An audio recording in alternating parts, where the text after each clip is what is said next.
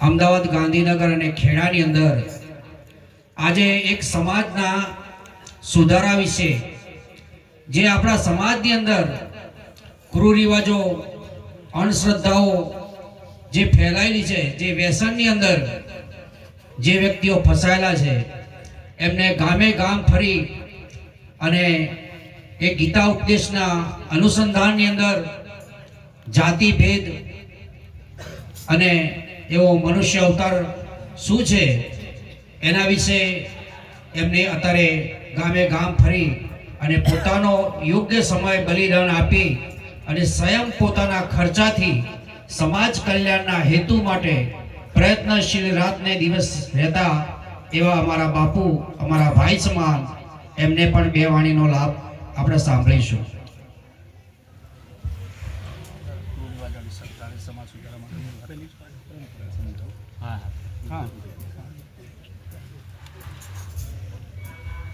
ગુરુ બ્રહ્મા ગુરુ વિષ્ણુ ગુરુદેવો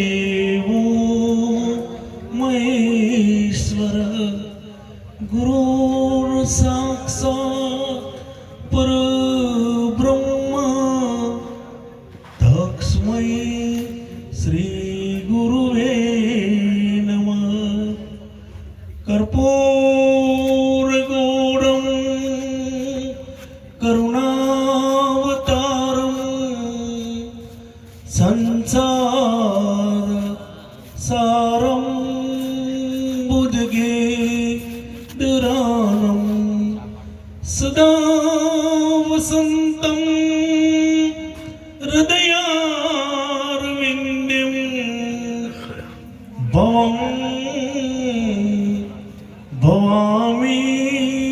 सहितं नमामि भवामि सहितं नमामि. सद्गुरु देव की जय. गुरुदेवी मात की जय.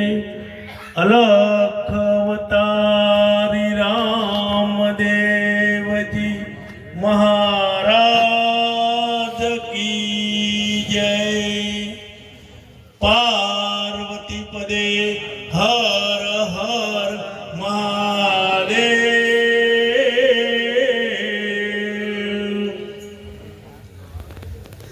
વાસના લીમવાડી ગામે કારુસિંહ રાઠોડને ત્યાં આજે 4 યુગની પરંપરા સ્થાપિત થઈ છે. આ અનાદિ પરંપરા છે. 4 યુગમાં 4 પાઠ થયા કે સતયુગમાં રાજા પ્રહલાદજીએ પાઠ કર્યો, ત્રેતા યુગમાં હરિચંદ્રજીએ પાઠ કર્યો, દ્વાપરમાં યુધિષ્ઠિરજીએ પાઠ કર્યો અને કળિયુગમાં બલિરાજાએ પાઠ કર્યો. તો અનાદિ પરંપરા છે. તો પછી રામદેવજીનો પાઠ કેમ કહેવાનો? કારણ કે સનાતન ધર્મનું સ્થાપન, પાઠ પરંપરાનું સ્થાપન શિવ અને શક્તિએ કર્યું. તો રામદેવજીનો પાઠ કેમ કહેવાયો? તો રામદેવજીના જન્મ વખતનો આપણે સમય જોવો પડશે. તો એ વખતે હિન્દુસ્તાનમાં વિધર્મીઓનું શાસન હતું. લોકો અંધશ્રદ્ધા, ભુવા પરાડા, તંત્ર મંત્ર ની પાછળ પડી ગયા હતા. આપણી જે સનાતન પરંપરા, આ પરંપરા ભૂલાતી જતી હતી. અને આવા સમયે અજમલજીના હૃદયમાં એક ભાવ પેદા થયો, કરુણતા પેદા થઈ કે હે પ્રભુ, તું મારા ત્યાં એવું સંતાન રૂપે આય કે જે આ સનાતન પરંપરા ભૂલાય છે, એ પરંપરાને જીવંત કરવામાં આવે. અને ભગવાને તો ગીતામાં વચન આપ્યું છે કે યદા યદા હિ ધર્મચ્છ જ્ઞાનીન ભવતી ભારત અભ્યુત્થાનમ તદાત્મનમ પરિત્રાણાય સાધુના વિનાચાય ચ દુષ્કૃતા. કે જ્યારે જ્યારે સજ્જનોના રક્ષણની જરૂર પડે છે ત્યારે ત્યારે હું દુષ્ટોના નાશ માટે પૃથ્વી ઉપર જન્મ લઉં છું. અને આ રીતે અજમલજીની પ્રાર્થના સાંભળી દ્વારકાધીશ મરુભૂમિમાં રામદેવજી રૂપે પ્રગટ થયા છે. અને આ વખત જ નહીં પણ જ્યારે જ્યારે સનાતન ઉપર આફત આવી છે ત્યારે રામ હોય, કૃષ્ણ હોય કે રામદેવજી હોય એ પૃથ્વી ઉપર જન્મ લઈને આવે છે. તો ક્યારે આવે? પહેલી શરત પરિત્રાણાય સાધુના વિનાચાય ચ દુષ્કૃતામ. કે સમાજમાં જે ખોટું થઈ રહ્યું છે આનો જ્યારે સજ્જનોને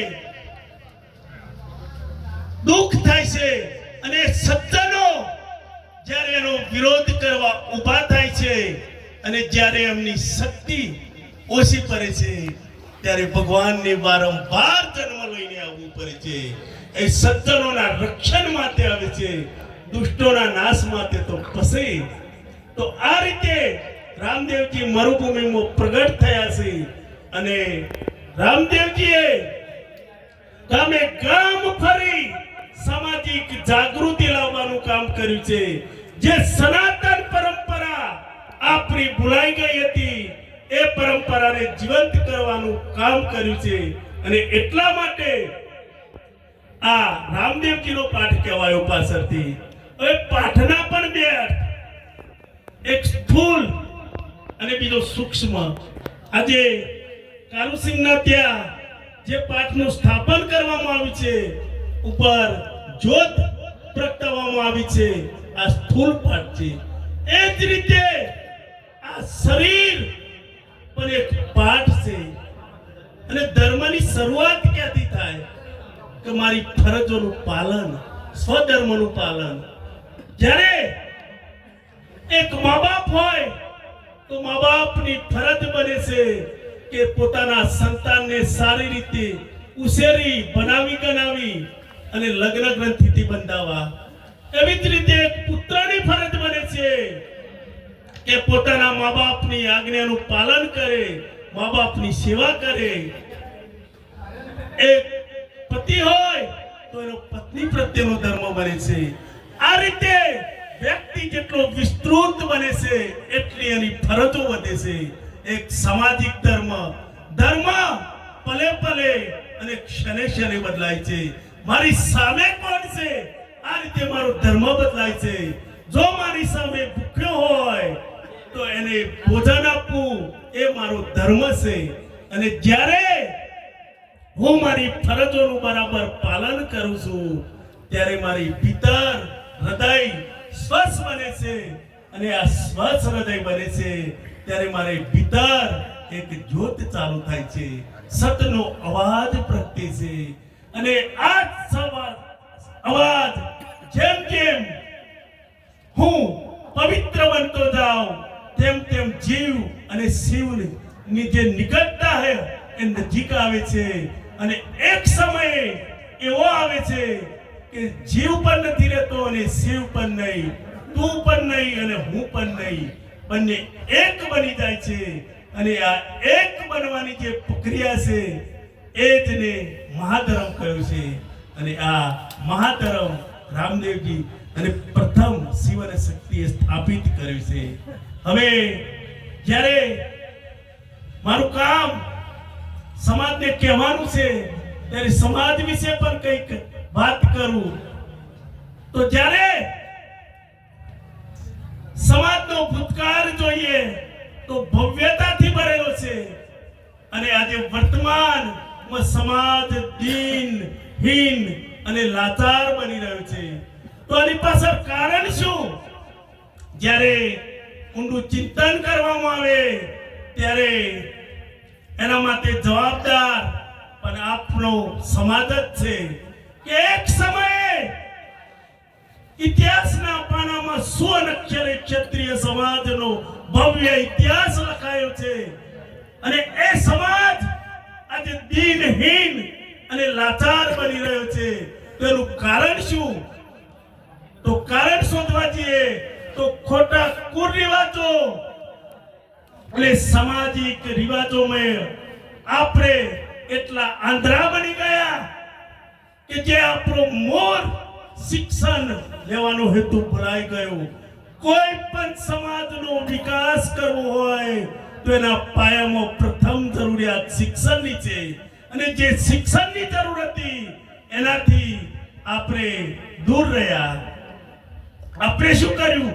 સામાજિક કુરિવાજો પાછળ ખર્ચા કરતા ગયા.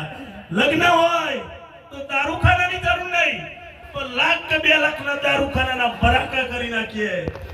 ડીજે ના લાખ 2 લાખ રૂપિયા ખર્ચી નાખીએ અને આટલાથી અટકતા નથી. આ ક્ષત્રિય સમાજ માન અને મર્યાદા વાળો સમાજ છે અને જ્યારે એ જ માન અને મર્યાદા વાળા સમાજની બેન દીકરીઓ ડીજેના તાલે નાચે છે ત્યારે હૃદય વ્યથિત બને છે, રડે છે કે ક્યાં જઈ રહ્યો છે મારો સમાજ, કેમ આ પરિસ્થિતિ ઊભી થઈ. તો હવે સમાજમાં એક નવ જાગૃતિ લાવવાની જરૂર છે, સમાજને પુનઃ જાગૃત કરવાની જરૂર છે. આજે આપણે જોઈએ છીએ કે આજથી 20-25 વર્ષ પહેલા જે 25 વીઘોના જમીનના ભાડા હતા એ 10 ભાગોમાં વેચાઈ ગયા છે. એટલે હજુ જાગવાની જરૂર છે.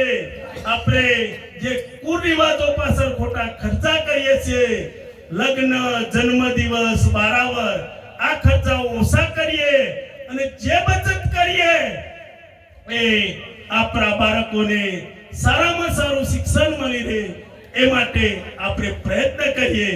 અને જો હવે જાગીશું તો આવતો 10 વર્ષનો સમય આપરો છે, એમાં બે મત નથી. અને જો હજુ ના જાગ્યા તો ભાવિ પેઢી ગારો આપશે અને આપણે ભાવિ પેઢીને ગુલામ બનાવી દઈશું.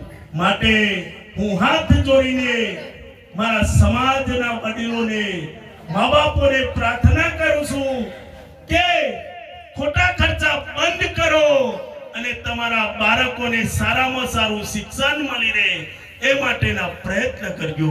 જય અલગતની.